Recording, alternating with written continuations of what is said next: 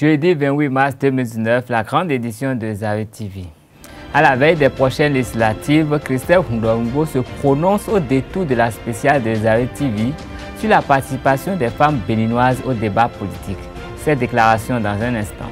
Les autorités du Centre des œuvres universitaires et sociales ont à cœur la bonne tenue du restaurant universitaire, raison pour laquelle elles ont organisé une formation à l'attention des responsables des restaurants universitaires ce jour. Nous y reviendrons. La karatéka béninoise Océane Ganero est passée du tatami à l'écran. La sortie officielle du documentaire dont elle est la vedette se déroule ce soir à Cotonou en présence de plusieurs personnalités du mouvement sportif béninois.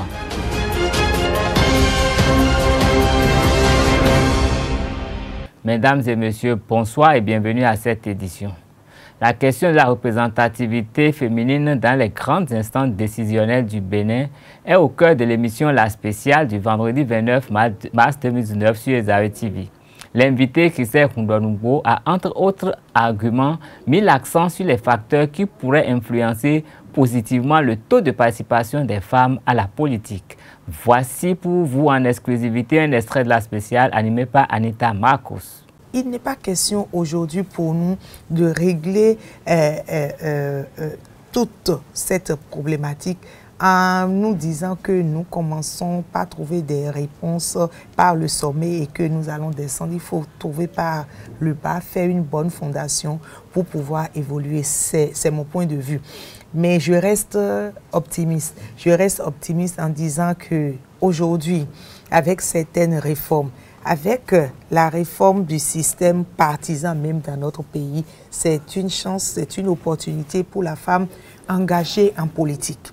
Nous ne pouvons pas, et il n'est pas question pour nous aujourd'hui de penser que les 52% de la population béninoise, c'est-à-dire les femmes, doivent toutes aller en politique.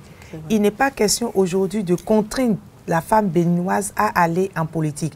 Il s'agit de sensibiliser la femme, de provoquer en elle cette envie d'aller à l'engagement politique.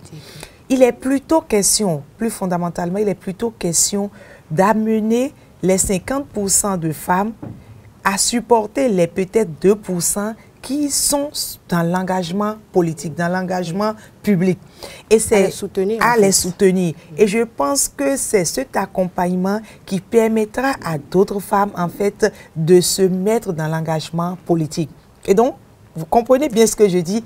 Il est question aujourd'hui pour les 50% de Béninoises qui ne sont pas dans l'engagement politique, d'accompagner les 2% qui sont dans l'engagement politique et créer quelque chose de formidable qui permette à d'autres femmes maintenant d'aller en politique. Je pense qu'il faut inverser la tendance, où il faut revoir la stratégie et d'amener la femme béninoise vers donc, la politique. Bien entendu que nous nous poserons la question de savoir quels sont les facteurs sociologiques qui empêchent la femme.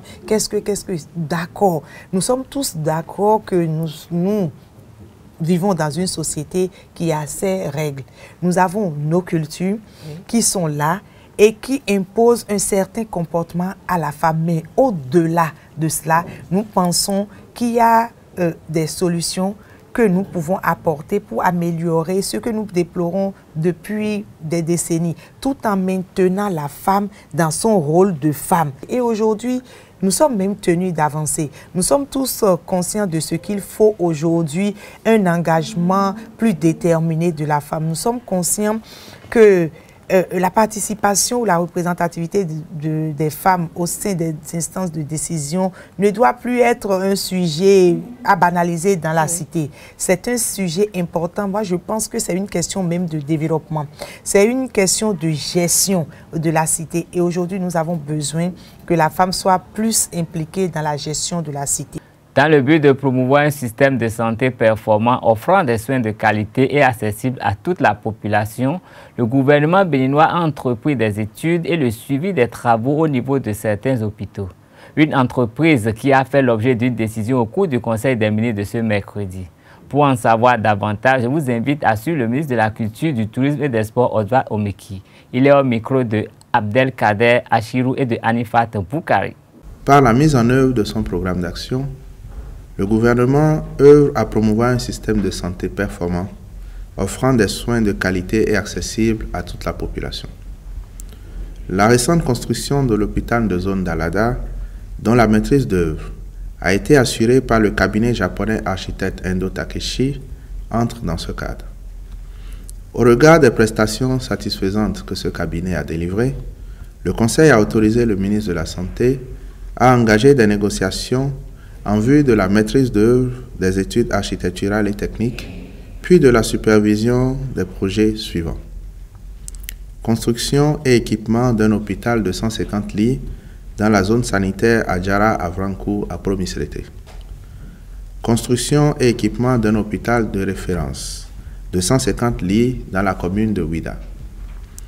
Extension et équipement de l'hôpital de zone d'Alada-Zé Tofo pour les spécialités de rang universitaire, de réanimation, de grands brûlés, de traumatologie et des salles de cours. Les négociations avec le même cabinet porteront également sur l'assistance à maîtrise d'ouvrage pour les projets de construction des hôpitaux de zone d'Adjoum Bonu Dangbo et de Zogodome Boikon Zapota. Adoption d'une politique nationale de promotion des investissements privés pour la période 2019-2025. La dite politique est élaborée pour donner une plus grande cohérence aux actions d'investissement et assurer une bonne exécution, ainsi qu'une meilleure coordination des projets-programmes sur la période considérée.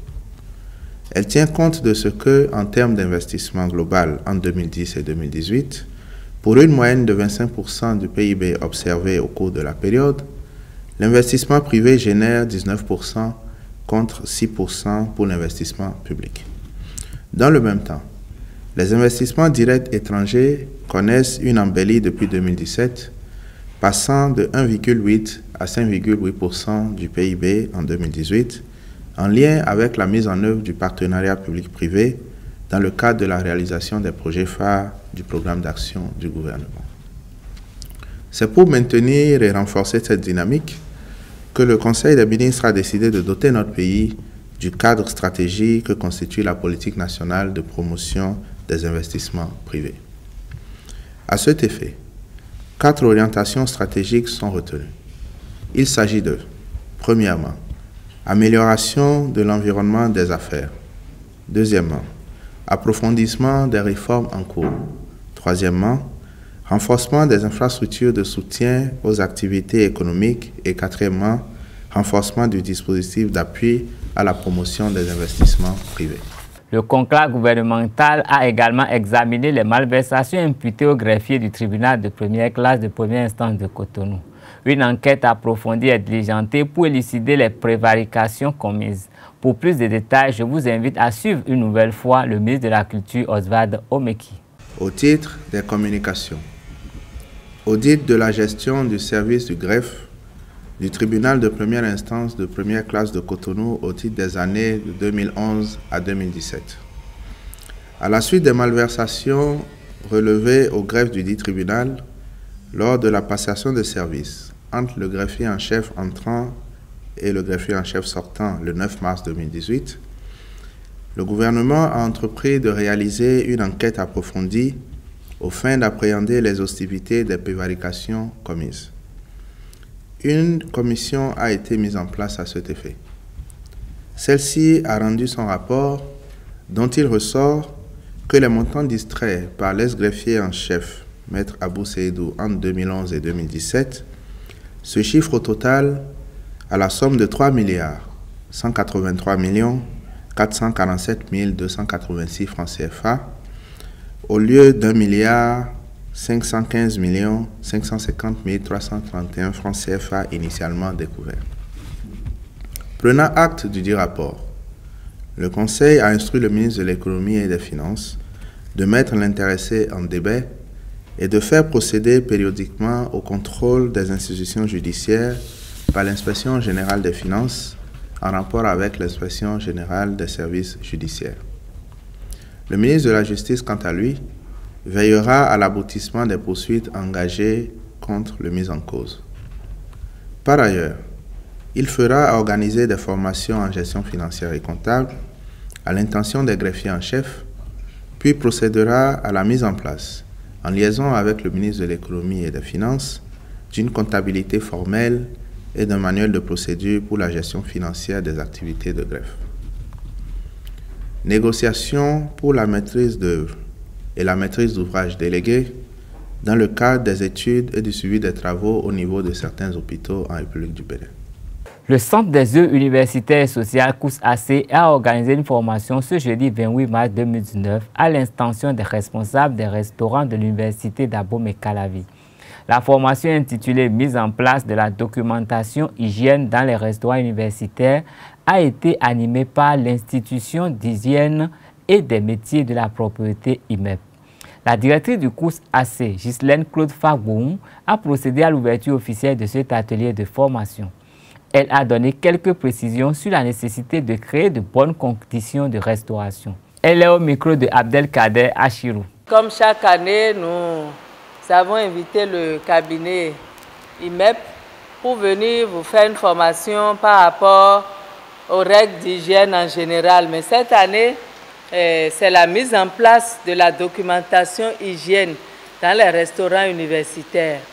C'est-à-dire que dans les normes internationales, normalement, on note tout. Tout doit être documenté.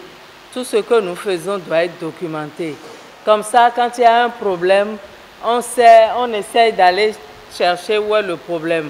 Et si par exemple c'est un lot de marchandises qu'on a pris et qu'on a préparé, il y a un problème, on sait que à tout ce lot, à ce problème, on peut jeter ce lot ou on peut faire ci ou ça. Je crois, sous le contrôle de la formatrice, donc je crois que c'est ce que nous allons faire cette année.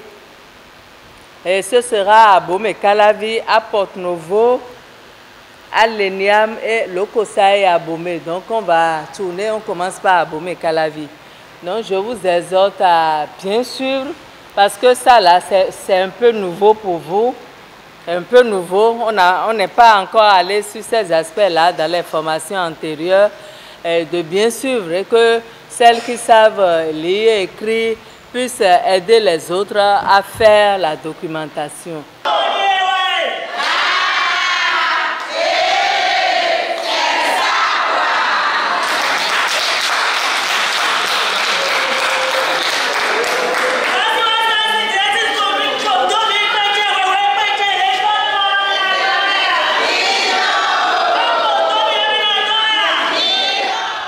La perruque, parfois appelée postiche, est une coiffure de faux cheveux d'origine humaine, chevaline ou esthétique. Elle est portée de manière quotidienne ou occasionnelle pour des raisons liées à la mode.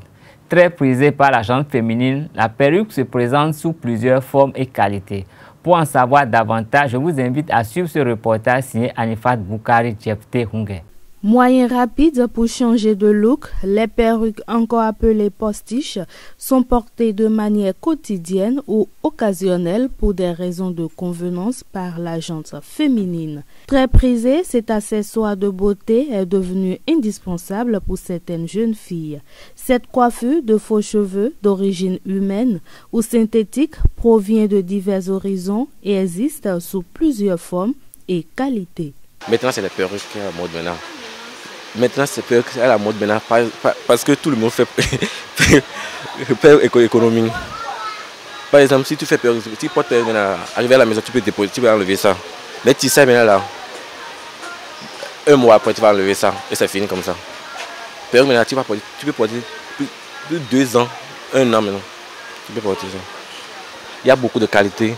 Il y a naturel, il y a importé naturel, il y a importé synthétique aussi. Par exemple, ça maintenant là, c'est importé naturel avec closure. C'est importé naturel, ça vient du Nigeria. Par exemple, ça là maintenant, c'est les coiffeurs qui font ça. C'est fait au Bénin. Même les gens du Nigeria aussi font ça. Ça là maintenant, c'est importé, mais c'est pas naturel. C'est importé, mais c'est pas naturel. C'est synthétique. Ça là, c'est les coiffeurs qui font ça. Fait au Bénin. Les coiffeurs sont au Bénin. Donc il y a beaucoup de qualité en perruque. Perruque là est importé de local. Mais là timber non pas importé, mais là timber non pas local. Local coiffeurs de là non bleu. Ben non c'est wa bon non quoi ici. De là tu me dis non c'est mesh Johnny. Ben non bleu non mais. Chaque perruque n'est pas construite de la même manière et cela explique les écarts de prix entre elles. Oui, par exemple, ça, là, c'est à 6 000. C'est importé, mais ce n'est pas naturel. C'est à 6 000. Par exemple, ça, là, c'est naturel avec colosure. C'est à 22 000. Dernier prix, c'est à 20 000. Ça, c'est à 2 000. 2 000, c'est ça qu'on vend, ça, mais dernier prix, c'est à 2 000. Il y a pour les Chinois aussi, 2 500, 1 600, mais 3 jours après, ça se gâte.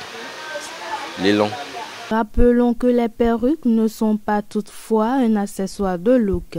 Elles sont également utilisées par certaines personnes qui ont perdu leurs cheveux à la suite d'un traitement médical. En sport, la championne d'Afrique de karaté en comité des moins de 55 kg, Océane Ganero, est en vedette ce soir au cinéma Canal Olympia de Cotonou. En quête d'une qualification aux Jeux Olympiques de Tokyo 2020, son parcours a été retracé dans un film documentaire dont la sortie officielle en salle se déroule à Canal Olympia de Cotonou ce jour.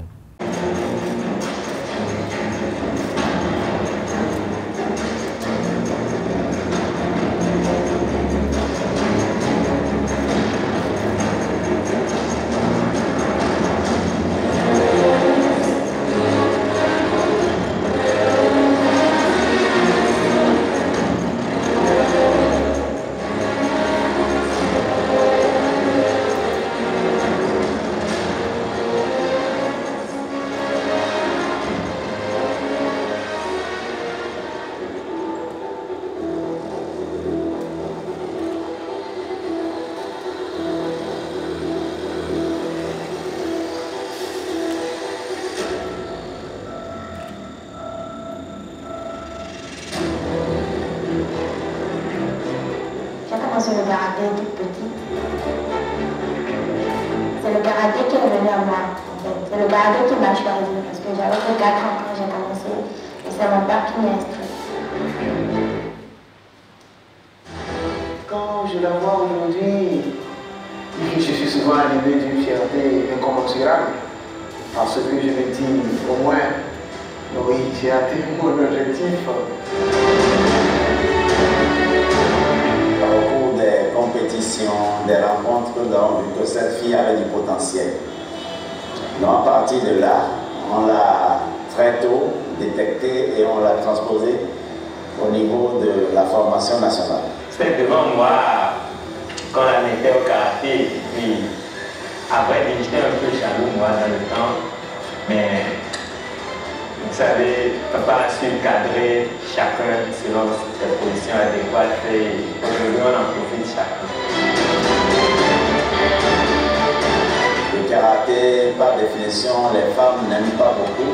Elles ont cette idée qui consiste à croire qu'on prend des cours et ça fait mal. Mais elle avait cette volonté. Elle a été beaucoup soutenue dans cet exercice par son père. Tout est formé pour la chose et dans le lot, elle sort toujours la tête. Je suis une championne. Au contraire, c'est les autres qui ont souvent peur d'elle.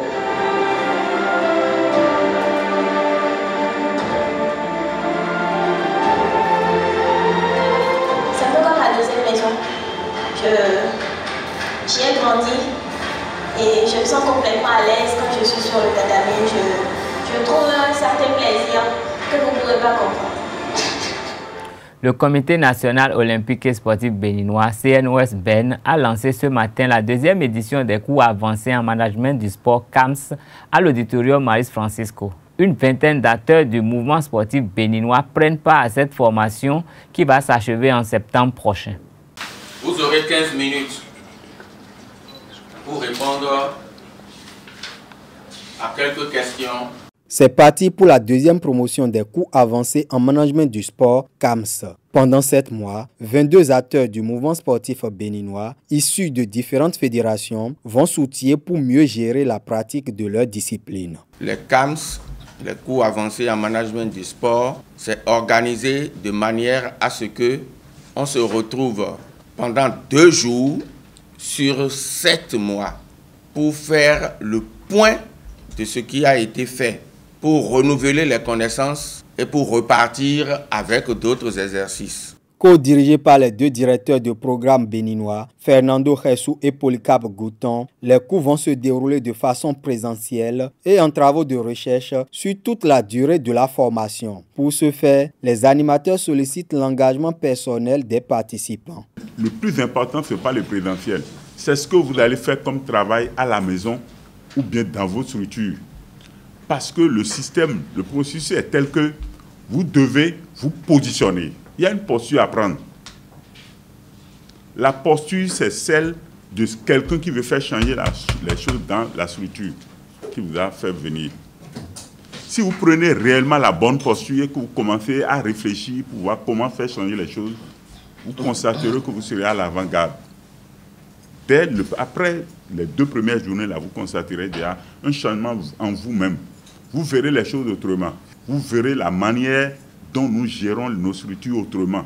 Au lancement officiel des CAMS 2019, le président du Comité national olympique et sportif béninois, Julien Minavoa, a rappelé l'intérêt de la formation aux participants ainsi que les exigences auxquelles ils doivent se soumettre. Ceux qui ne seront pas présents cette journée, leurs dossiers ne sortiront pas de Cotonou, non. Ce n'est pas seulement ceux qui ne seront pas présents cette journée. On ne doit rater aucune des sessions. Il faudrait surtout que vous écoutiez avec beaucoup d'intérêt les indications qui vous seront données par les directeurs de programme, de manière à ce que, à la 7e session, qui est la session bilan, chacun de vous soit à même de présenter son étude de cas. Au démarrage de la 2e édition des CAMS, 6 participants de la première promotion ont reçu leur parchemin. C'est sur cette page sportive que je prends fin cette édition. Merci de rester fidèle au programme de Isare TV. Gardez le réflexe www.isaretv.pg. Bonsoir.